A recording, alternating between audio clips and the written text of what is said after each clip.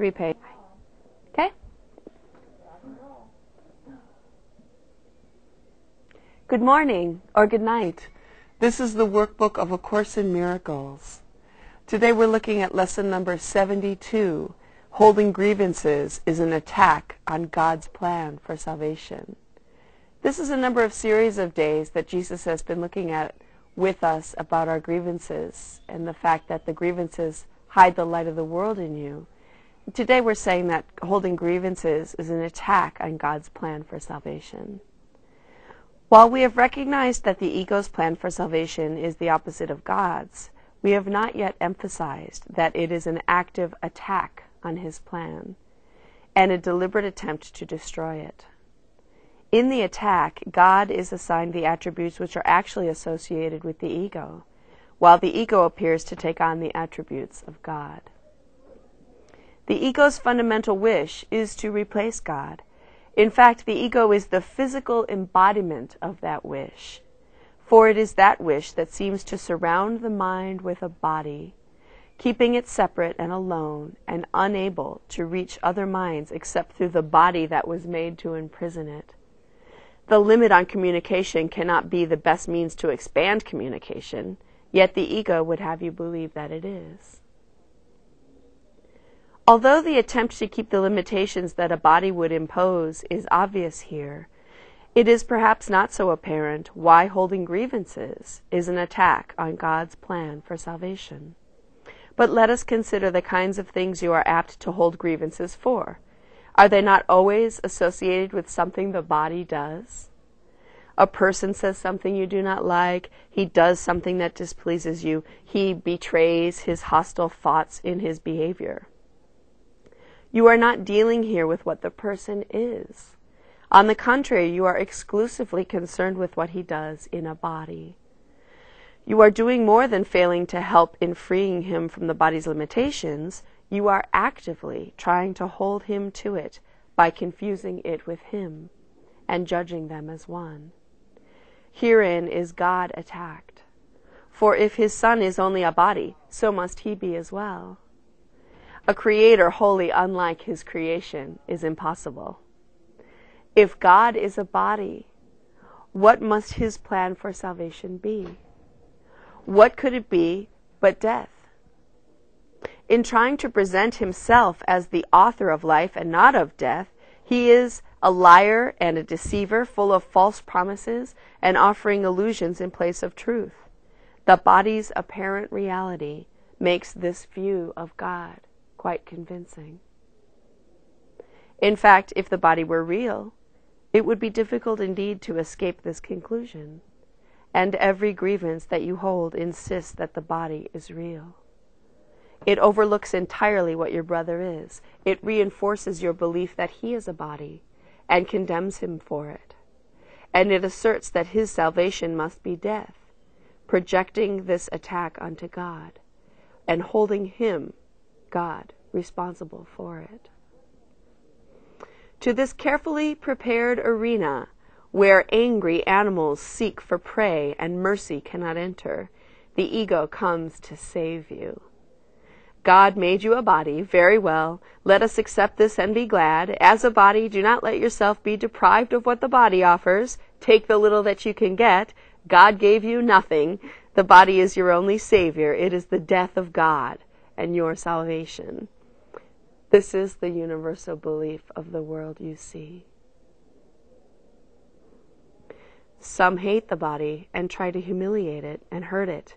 Others love the body and try to glorify and exalt it.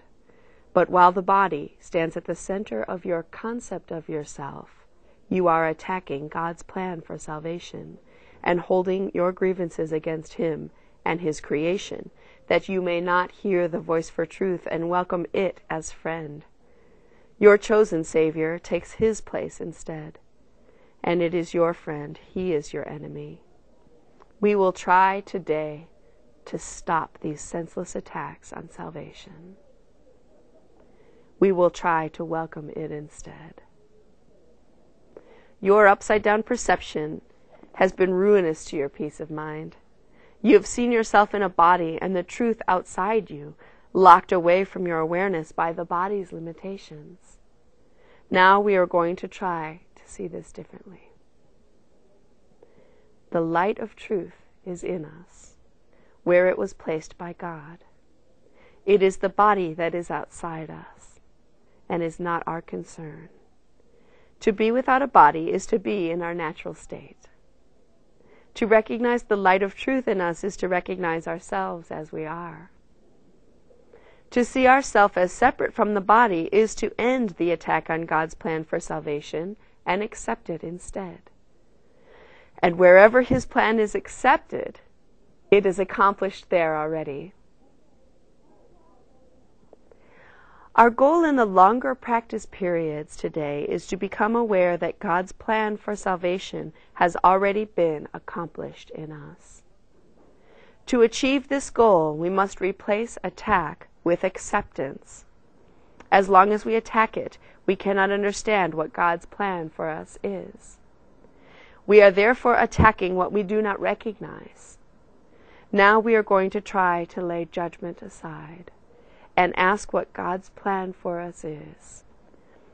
What is salvation, Father? I do not know. Tell me that I may understand.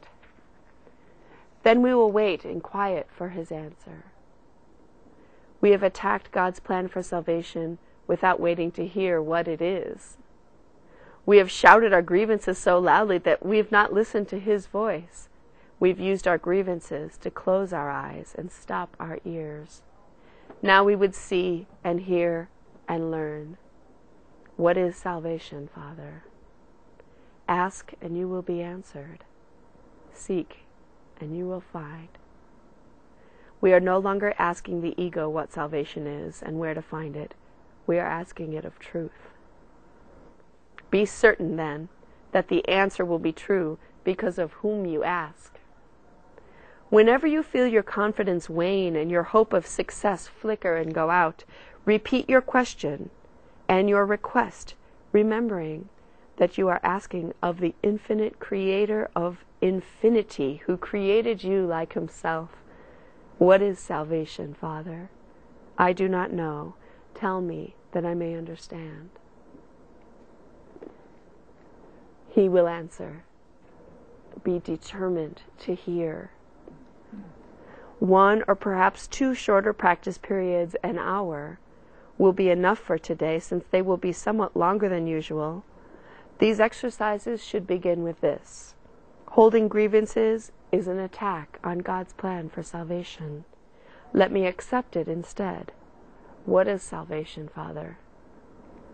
Then wait a minute or so in silence, preferably with your eyes closed, and listen for His answer. Holding grievances is an attack on God's plan for salvation. What is salvation, my Father? I do not know. Tell me that I may understand. Workbook lesson number 72 of A Course in Miracles. It can work